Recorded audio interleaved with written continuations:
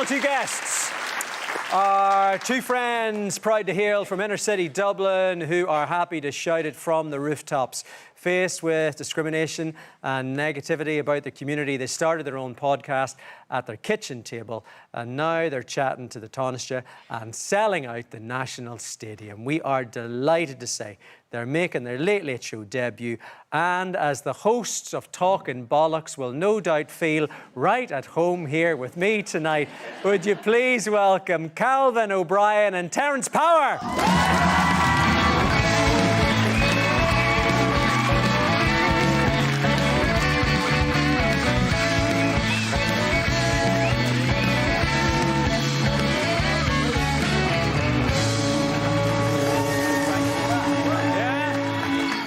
Feel the love, lads. Feel the love. Let's go crack it. Yeah. I was looking for me ma there. Okay, where's your ma? There she is there. There's your ma there. Give us a wave. I rang her last week and told her we're on the Late Late. And she said to me, the only time I ever thought I'd see you until he was on Crime Call. I said, thanks, ma. There's still time. There's still time. Congratulations on the podcast. I mean, it's a long way from your ma's kitchen table, isn't it? Yeah, big time. It's mad because, what was it, just a little over 3 years ago, Terry came up with the idea of doing a podcast, and maybe in the age that I am, I agreed to do it with him. And we sat down at my ma's kitchen table, put the phone down, recorded episode 1, and the rest is history. And the whole thing about it is that what I love about you is you're just keeping it real. You're just keeping it real and you're telling it how it is, Terence. Yeah, well, that's it. We're just two normal young men from the inner city, you know what I mean? And we're just telling real life stories. And it's just mad when you get to a point where you're selling out the National Stadium, like you said, and like, we never thought that was going to happen. We thought, like, people in our community was going to listen to it and we were going to be a voice for them and have a buzz while we're doing it. Then you end up walking out, you're on the Late Late Show and you're walking out selling out the National Stadium and all. It's nuts. And every podcast you start with a zinger. Yeah. So what type of stuff do you... So we come up with this thing, it's just like a zinger. It's like an icebreaker, basically, trying to ease into the episode with the guests, try and de-arm them just to show that, look, we're only here to have a bit of laugh, so we'll have a feel with the audience, will we? So just call it a house coat or a dressing gown. So put your hands up for house coat. House coat, there we go, yeah. And put your hands up for dressing gown. Yous are all posh. What else do we have? I don't know. Would you want... We have, yeah. Okay. I'm probably putting you on the spot now, yeah? Okay. Who would you prefer as the Late Late Show host? Thank you, good night. Gay born, yeah, or Tuberty? Well, look, I mean, you cannot, there is only one God. There is only one God, and, you know, myself, Pat and Ryan all come here, and every night you worship at the Church of Gayburn. So that's the answer to that. That's an easy one. So, it's the safe answer. The safe answer. Ryan Tuberty's fuming in the gaff. Yeah. We have another one that we asked all our guests. Okay. We'll ask you as well, Paddy. Yeah. So there's two types of people in the world. Yeah. There's people that piss in the shower. Yeah. And lawyers. Yeah. So, do you piss in the shower? I don't piss in my own shower. but I sometimes fart in the bath. So look, I mean, you don't ask all the guests, you know, stuff like that. I mean, whenever you had Micheál Martin on, I'm assuming you were... Did you ask me? No? So, yeah, we had the Taoiseach on there last year, and his advisor got in touch with us, and he says, look, he's open to anything, and don't be worrying, hit him with the hard topics or whatever. And we were like, grand, but, like, are we allowed to ask him, does he piss in the shower? And they were like, no, under no circumstances can you ask him, does he piss in the shower? So me and Terence were like, yeah, right, there whatever. He is, having a piss in the chair. This, that. Look fresh, them 95s are fresh, aren't they? Very good. But I was like, I'm going to ask him. So Micheál comes in, he has his little entourage with him, he has his little minder holding his hand and all. And then he has like a security guard with him, and we were looking, we were like, what's the story with your man over there? And just as well we didn't ask him, because your man was sitting there and he had a gun on his lap the whole time, so yeah, could have got a bit dicey in there. It could have got a bit dicey. You know, the thing about the podcast, you know, for me, is how proud you are, Terence, of where you're from, and you're telling the truth. You know, there's a lot of misconceptions about the inner city. Mm-hmm. I know one of the things that you guys feel strongly about is that it's a part of Dublin that's maybe been forgotten about by people in power. Would that be right? Yeah. Yeah, it's completely misrepresented. I think the idea, even when we set the podcast up, the day we set it up, when me and Calvin sat down, we had a chat and I asked him to do the podcast with me. I'll give you an example. There's this perception of young men, especially if you speak like me or if you wear tracksuits, that you're scum or you're less than. And the morning that we actually sat down and had a chat about setting up the podcast, we actually went for a sea swim that day and we went for a coffee in an affluent area. And while we were in the coffee shop, we're in the queue, and there was a woman in front of us, and we were just having a yap, having a chat, and the girl turned and looked at us, and she grabbed her bag, pulled her in close, and took a few steps away from us. And that actually sparked the conversation between me and Calvin that morning about, like, isn't it mad that she knows nothing about us, never heard of us, but heard our accent, seen the way we were dressed, and felt like she needed to do that. That's not, I don't say like that's her fault, but what I do say is there's a strong chance that she's not from the inner city, yeah, because we were in a nice affluent area, yeah. So she doesn't know nothing about us, but I would imagine that's a perception from the media or from other people that people that dress like that and speak like that are scum. And what we're trying to do with the podcast is change that narrative, that not everybody from the inner city or not everybody that dresses like that or speaks like this are scum. How difficult or how easy has it been, Calvin, to change that perception? It's not. And like, even Terence gave an example in public there, having that awkward interaction, because it was awkward. I remember, like, I looked at him, and even the staff in the coffee shop were looking at us as if to say, like, what's going on here?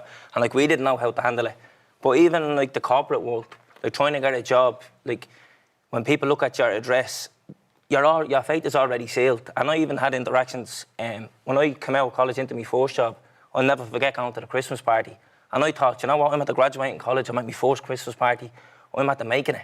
And I got pulled aside by a senior member of staff and says, look, you're going to need to tone down your accent if you want to make a fire in this world, because talking like that is only going to get you so far. And I remember thinking, like, who are you? You don't know me. You don't know what I do in my day-to-day. Yeah, you're a senior member in this company, but you don't know how hard I work behind the scenes. So changing little things like that, yeah, it's going to be a long road, but I think we're doing the right job, sitting down with people, having these awkward, hard-hitting conversations, but just showing people that there is a light at the end of the tunnel. Not everybody is a criminal, not everybody is a danger, and just give people a chance and you'll see their true colours. And yeah.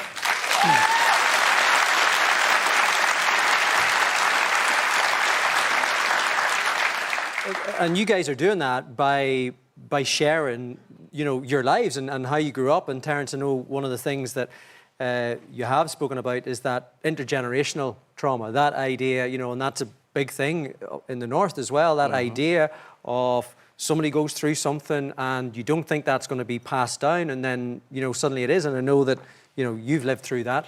Yeah, I'm very open about my story of growing up. You know, I grew up in Dorchester Flats in the north inner city, and my dad died when I was 7. So my ma had to rear 3 young boys on her own. I have two brothers, they're twins. They're only 2 years older. So my ma was left to rear the 3 boys on her own. She wasn't well at the time, you know. She struggled with addiction and she was an alcoholic. So growing up in an environment like that and seeing my ma like that, like, you know, I'll give you some examples. Some of my earliest childhood memories would be ma waking up in the morning, seeing me ma having a can first thing in the morning, probably bringing me to school with a can on the pram, coming home from school 2:30, 3 o'clock that day, going into the house. There's violence, there's drugs. It's chaos, like, you know. A lot of nights we went to bed hungry. We couldn't afford food, you know. And the reason why I speak about it is to bring awareness to it, you know what I mean? Because I think, like, all of our people, like, I'm not like some unfortunate, unlucky kid that was born into this unlucky family. Most of my friends had the same thing going on at home. Like, and some people had it a lot worse than us even, which is mental to think about, you know? So, like, some nights we would have went to bed hungry, you know? No food, no nothing. So that's the reason why I speak about it is to bring awareness to it, you know? Because that's why we had Micheál Martin on the podcast, was to bring him in and put these points to him, like that. Our people are getting failed by the state. Like, we are failed by the state there, you know what I mean? And I think we need to talk about it more. Because, like, even in school and stuff like that, I used to go into school and I had to sit beside somebody and I was expected to learn the exact same way they were expected to learn. I have all this stuff going on at home. And I'm taught, you have to be the exact same as this person and the next person and the next person. when that's not reality, you know what I mean? No, it's not. And one of the brilliant things I think you do on the podcast is that sometimes people can't talk about these things just in general conversation. And so whenever you bring people on, from your area and you sit down and they're honest. Like, nobody's talking bollocks. They're talking absolute sense, Calvin. Yeah, so that's the thing. Like, people know. So the reason why we did start it is because there is this preconceived idea that everyone in these areas is trouble. Don't go near them. But we're from this area, so we know that's not true. So there's a lot of gatekeeping going on there that we need to break through. So we broke through with the podcast and we're like, you know what, let's bring on these people who have got these success stories and be that positive role model and show people, like, I know that fella, I walked past him. I didn't know he had it this hard growing up, and now he's this successful person, or this woman now is leading this and she's winning that, or she's starting her own business, or whatever it may be. So we need to show people that, yeah, that is somebody who had a rough growing up, but through perseverance, they got to where they are now. And it's that authenticity that if it's not there, you will be found out, because someone can be like, they're lying, I know how they really have it. So that's why we're open and honest about it. And we highlight our wrongs, but we also promote all the good things that are going on as well, just to show people, the idea of if you can't see, you can't be. So we're showing people, like, here it is here in front of you. You're talking there about being honest. The inner city has not got good press recently. You guys are now sort of the voice of a generation. Is it difficult whenever people are now asking you for your opinion on stuff like the riots and what's going on? Yeah, so touching on that example, so the riots, that happened late November last year. It was a Thursday night, and we had a live show on the Friday. So the Friday morning, we're waking up. There's a metaphorical cloud over the city, No one knew how to feel. People were scared to leave their houses. People didn't know what was going on. There was children in hospital fighting for their lives. I'm a father.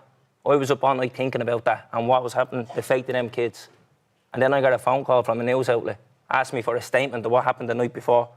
And I just remember thinking, like, is this what it's come down to? You know what I mean? So my response to that was, I'm as worried about them kids as anybody else, and you want me to have a conversation with you about riots? So we had to face an audience of 2,000 people that night. So what we said there was a lot of hatred and finger-pointing going on, but that's not going to help anybody. And an eye for an eye and a tooth for a tooth will leave us all mumbling and blind. So we tried to move on and move past that. And coming together is how we'll persevere.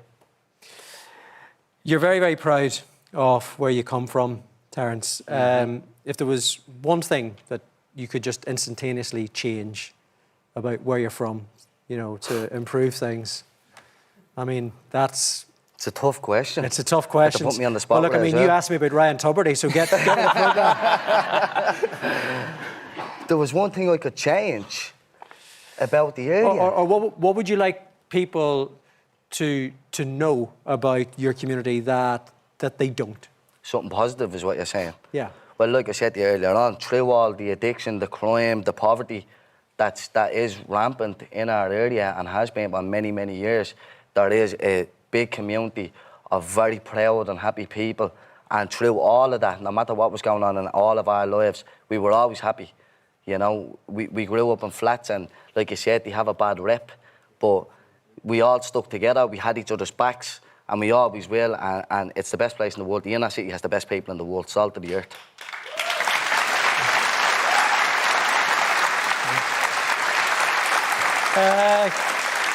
Give it up one more time for Calvin and Terence. There you, that's you. That's you in the There you go. You can catch the Talking Bollox podcast on the Go Loud app or wherever you get your podcasts. Now,